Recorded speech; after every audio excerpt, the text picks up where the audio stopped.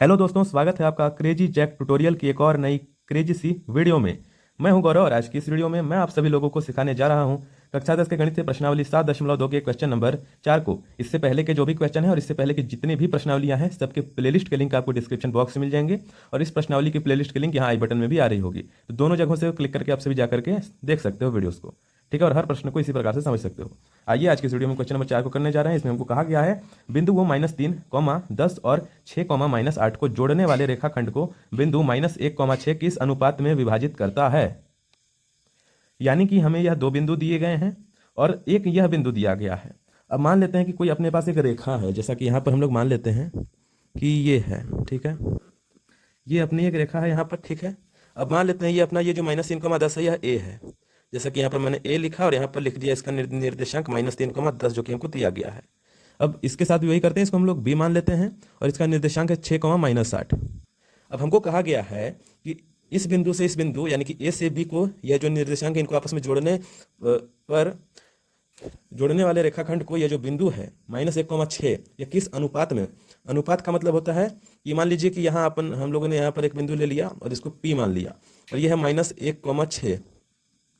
तो यहाँ पर इसका एक भाग है और एक भाग यहाँ पर। मान लीजिए कि यह पूरा 3 भाग होगा टोटल। ठीक है, जस्ट मानने के लिए बोलो, समझाने के लिए मान लेते हैं पूरा 3 भाग होगा। ये यहाँ पर है तो यहाँ पर ज़्यादा जगह दिख रही है। जस्ट आप सभी देखिए कि मतलब एक साइड कम होगा एक साइड ज़्यादा होगा। ठीक है, या फिर बराबर भी आ सकता है, वो हम आगे ज्ञात करेंगे। तो हमको अनुपात पूछा जा रहा है, मतलब इतना भाग, मान लीजिए टोटल 3 भाग है तो यहाँ पर 2 भाग और इधर 1 भाग होगा। अनुपात अनुपात पूछा जा रहा है। समझ गए? आई होप समझ गया होगा कि क्या बताना चाह रहा हूँ मैं। मतलब कि इधर और इधर कितना कितना भाग में बांटा है इस बिंदु ने, यह हमको बताना है। समझ में आ गया होगा। अब चलिए, अब हम लोग इसको ज्ञात करना सीखेंगे कि कैसे ज्ञात करेंगे। तो सबसे पहले तो हम लोग पेज को थोड़ा सा ऊपर कर देते हैं, इतना रखते हैं। ठीक है, और यहाँ पर मैं हल तो मैं पहले से लिख चुका हूँ। अब यहाँ पर हम लोग लिखेंगे कि ये चीज़ आप सभी लिख लेना, हम लोगों ने बिंदुओं के नाम दे दिए हैं। अब यहाँ पर हम लोग लिखेंगे कि माना P, यह जो P है यह ए से बी तक किस रेखाखंड को के अनुपात 1 में विभाजित करता है। विभाजित विभाजित विभाजित करता है। ठीक है, अब के अनुपात 1 क्या है, के हम लोग ज्ञात करेंगे और ये जो 1 है ये हमने ऐसे ही खुद से मान लिया है।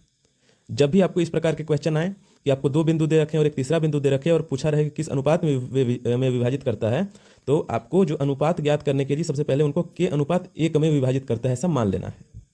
ठीक है, कि अनुपात 1 में विभाजित करता है ऐसा आपको खुद से मानना है।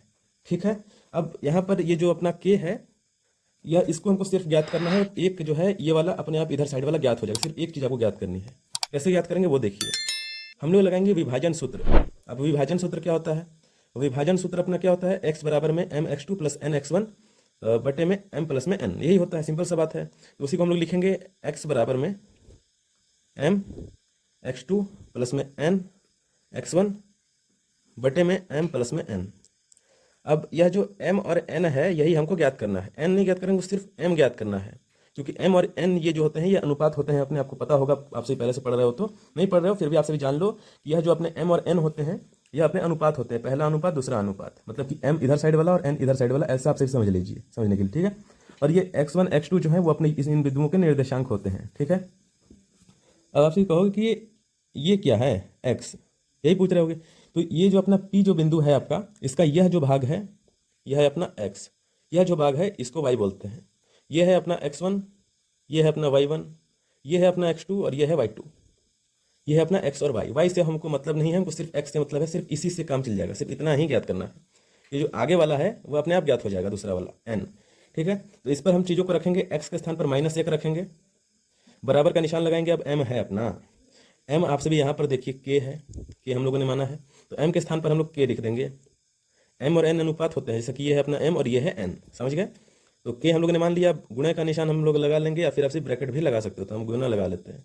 ठीक है, अब है अपना x2 यहाँ पर देखिए यह है 6 प्लस में n है अपना हम लोगों ने माना है 1 और गुने में x1 है देखिए -3। तो माइनस वाली संख्या को हम ब्रैकेट में लिखते हैं। ठीक है, अब यहाँ पर मैं ऐसा कर लेता हूँ, इधर बट्टा का साइन लगा देता हूँ। अब m प्लस में n, m यानी कि अपना k और n यानी कि प्लस में 1, इस प्रकार का यह आ गया। अब हमको इसको सरल करना है। तो -1 का तो ये -1 ऐसा ही रहेगा बराबर में ये 6k हो जाएगा। के को 6 से गुना करोगे आप सभी तो 6k आपको मिलेगा।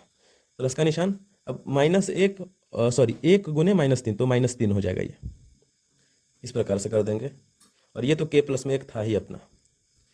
अब देखिए, अब मेन चीज़ शुरू होती है क्योंकि यहाँ से हमको अदला बदली करनी पड़ेगी। किस प्रकार से करेंगे वही देखना, बहुत ही ध्यान से आपको देखना है, वरना छोटा सा मिस्टेक और गया।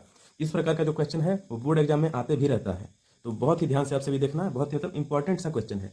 वैसे तो पूरी प्रश्नावली ही इंपॉर्टेंट है, पूरा का पूरा चैप्टर ही इंपॉर्टेंट है, बहुत ही ज़्यादा इंपॉर्टेंट है, पर यह जो प्रश्न है यह उससे भी ज़्यादा इंपॉर्टेंट है। मतलब उन जो आपको ये जो 10 प्रश्न दिए गए हैं, जितने भी प्रश्न हैं प्रश्नावली में, उनमें से एक यह प्रश्न है जो बहुत ही ज़्यादा आता है, तो इसको बहुत ही ध्यान से आपसे पढ़ना। ठीक है, वीडियो को पूरा एंड तक जरूर से देखना। और वीडियो अच्छी लग रही होगी तो like and share and subscribe सब कुछ कर देना, आपसे जो मन करेगा आपसे कर देना। ठीक है, कमेंट भी कर देना। अब ये आपसे जो -1 देख रहे हो और ये जो आपसे k प्लस में 1 देख रहे हो, k प्लस में 1 को हमको उधर भेजना है। ठीक है, k प्लस में 1 को उधर भेजना है क्योंकि इससे इधर भाग तो लगेगा नहीं, सिंपल सी बात है। तो k प्लस में 1 को हम लोग उधर भेज देंगे। यहाँ ये भाग में है, देखिए बट्टे भाग में है, बटा मतलब भाग है।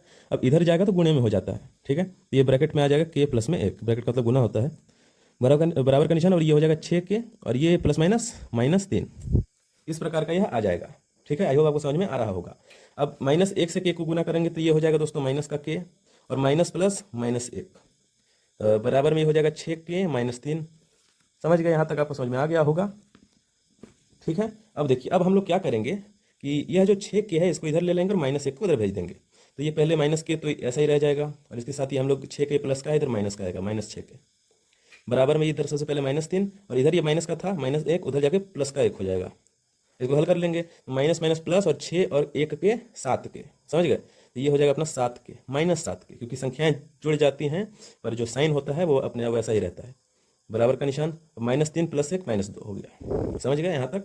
अब यहाँ पर देखिए, अब k का मान आप सभी निकाल भी सकते हो खुद से भी, मैं निकाल के आपको दिखाता हूँ कि इसके आगे बराबर का निशान बराबर -2 है और ये जो -7 है इधर इसके साथ गुने में इधर भाग में आएगा -7।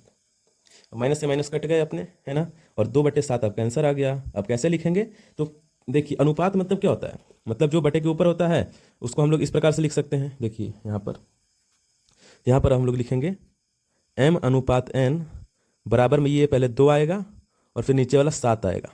अब 7 ही क्यों आया, क्योंकि ये यहाँ हम लोगों ने k प्लस में 1 माना है, k अनुपात 1 माना है, सॉरी। तो k आपका ये 2 आ गया, m के स्थान पर ये k आ गया, और 1 है तो 1 इससे गुना होता, अगर 1 की जगह 2 रहता तो ये 14 हो जाता गुना होके, पर ऐसा नहीं होगा क्योंकि यहाँ पर हम लोगों ने 1 माना था, तो ये अपने आप वैसा ही रहेगा।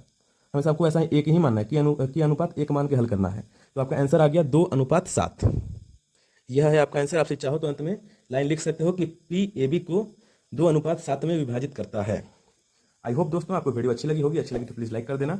चैनल पर आपसे जितने भी लोग नए हो, पुराने भी हो और अभी तक सब्सक्राइब नहीं किया है तो सब्सक्राइब करके जो बेल वाला आइकन है उसको दबा करके ऑल पर सेलेक्ट कर देना। इससे आपको आगे आने वाली हर वीडियो की नोटिफिकेशन मिल जाएगी। ठीक है दोस्तों, चलिए मिलते हैं अगली वाली वीडियो में अगले वाले प्रश्न के साथ। तब तक के लिए जय हिंद, वंदे मातरम।